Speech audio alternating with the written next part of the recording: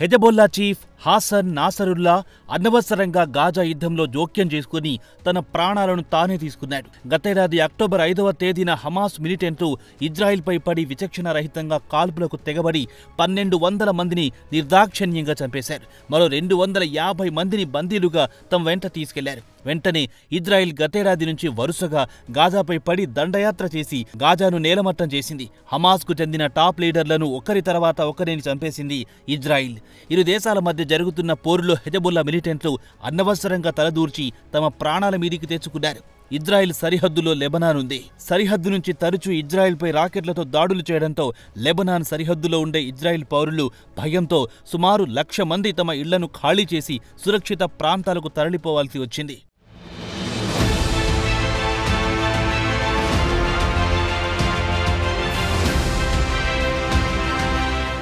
గాజాను పూర్తిగా శ్మశాన వాటికను చేసిన తర్వాత ఇక పూర్తిగా లెబనాన్పై ఫోకస్ పెట్టింది ఇజ్రాయిల్. ముందుగా పేజర్లు, వాకీటాకీలతో ఝలకిచ్చింది. సుమారు 3,000 మంది మిలిటెంట్లు గాయపడి ఆసుపత్రుల పాలయ్యారు. అదే జోరుతో క్రమంగా వైమానిక దాడులను మొదలెట్టింది.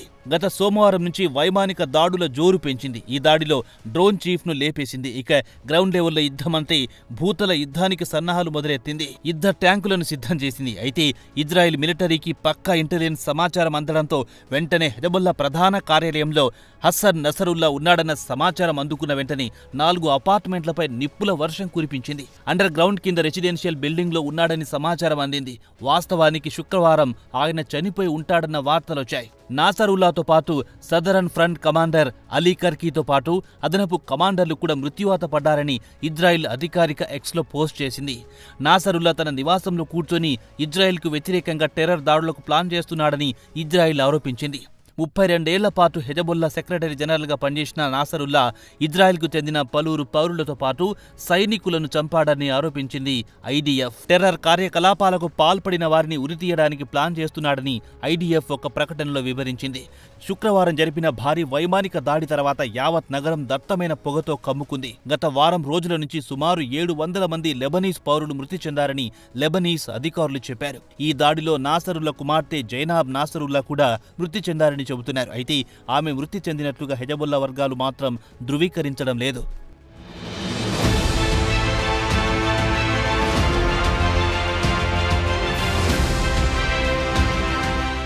ఐడిఎఫ్ అధికార ప్రతినిధి అడ్మిరల్ డేనియల్ హగారి మాట్లాడుతూ బీరూట్లో దహియా అనే ప్రాంతంలో సివిలియన్ బిల్డింగ్లో నాసరుల్లా దాక్కున్నాడని చెప్పారు. ప్రస్తుతం దీనిపై పూర్తి స్థాయిలో విచారణ జరుపుతున్నాం. విచారణ పూర్తయిన తర్వాత వివరాలు తెలియజేస్తామన్నారు హగారి. ఇదిలా ఉండగా నాసరుల్లా మృతితో ముస్లిం దేశాలకు కోలుకోలేని దెబ్బ అని చెప్పొచ్చు. అరబ్ దేశాలకు తలలో నాలికలా ఉండేవాడు నాసరుల్లా. తాజా పరిణామాల తర్వాత Iran supreme leader Ayatollah Khamenei శుక్రవారం అత్యవసర సమావేశం ఏర్పాటు చేశారు.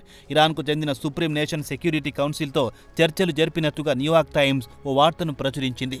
కాగా నాసరుల్లాపై దాడిని ఇరాన్ అధ్యక్షుడు మసూద్ పెజెష్కియన్ కూడా ఖండించారు. ఖమేనీ సలహాదారుడు అలీ లర్జానీ తాజా పరిణామాలపై స్పందిస్తూ ఒకవేళ ఇజ్రాయిల్ టెహ్రాన్పై రెడ్ లైన్ క్రాస్ చేస్తే పరిణామాలు తీవ్రంగా ఉంటాయని హెచ్చరించారు. హత్యల ద్వారా ఇజ్రాయిల్ సమస్యలు పరిష్కారం కావు. ఒక నాయకుడు చనిపోతే మరో నాయకుడు పుట్టుకొస్తాడని అలీ లర్జానీ ఇరాన్ ప్రభుత్వ రంగానికి చెందిన టీవీతో మాట్లాడుతూ అన్నారు. ఆయన నాసరుల్లా చనిపోయాడన్న వార్తను దృష్టిలో పెట్టుకుని ఈ కామెంట్ చేశారు. హెజబొల్లా బలమైన మిలిటెంట్ సంస్థ. ఒక నాయకుడు చనిపోతే ఆ స్థానంలో కొత్త నాయకుడు వస్తాడు. ఇదిలా ఉండగా శనివారం నాడు Hezbollah missile unit commander Mohammad Ali ఇస్మాయిల్ను చంపేసినట్టుగా ఇజ్రాయిల్ తెలిపింది. వైమానిక దాడుల్లో ఆయనతో పాటు ఆయన డిప్యూటీ గ్రూప్నకు చెందిన ఇతర నాయకులను చంపేసినట్టుగా ఇజ్రాయిల్ మిలిటరీ ఒక ప్రకటనలో తెలిపింది. ఇక ఇస్మాయిల్ విషయానికొస్తే పలు టెర్రర్ దాడుల్లో హస్తం ఉందని తెలిపింది. ఇజ్రాయిల్పై ప్రయోగించిన రాకెట్ దాడులతో పాటు పలువురు అమాయకుల ప్రాణాలు తీయడంలో ప్రధాన నిందితుడని వివరించింది.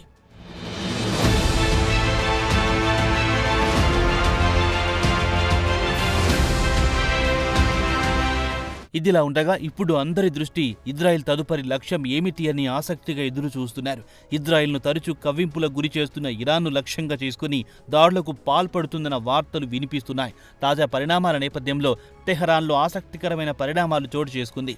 ఇక్కడి ప్రజలు ఖమేనీతో విసిగి వేసారిపోయి ఉన్నారు. వెంటనే ఖమేనీని చంపుకోండి, తమను వదిలిపెట్టండి, తమకు సంబంధం లేదంటూ గోడలపై పెద్ద ఎత్తున రాతలు రాసినట్టుగా ఇంటర్నేషనల్ మీడియాలో పెద్ద ఎత్తున వార్తలొచ్చాయి. ప్రమాదాన్ని ముందే పసిగట్టిన ఇరాన్ సుప్రీం లీడర్ అయతుల్లా ఖమేనీని అత్యంత సురక్షిత ప్రాంతానికి తరలించినట్టుగా వార్తలొచ్చాయి. నాసరుల్లా ఇక ప్రపంచాన్ని టెర్రరైజ్ చేయలేడని ఇజ్రాయెల్ పేర్కొంది. హసన్ నాసరుల్లా మృతికి ఖమేనీ సంతాపం ప్రకటించారు. నిరాయుధుడైన వ్యక్తిని చంపారంటూ ఇజ్రాయెల్పై తన అక్కసును వెళ్లగక్కారు. మరి తదుపరి ఇజ్రాయెల్ లక్ష్యం ఎవరో త్వరలోనే తేలబోతోంది. అప్పటి వరకు వెయిట్ అండ్ వాచ్ మోడ్లో వెళ్లిపోవాల్సిందే.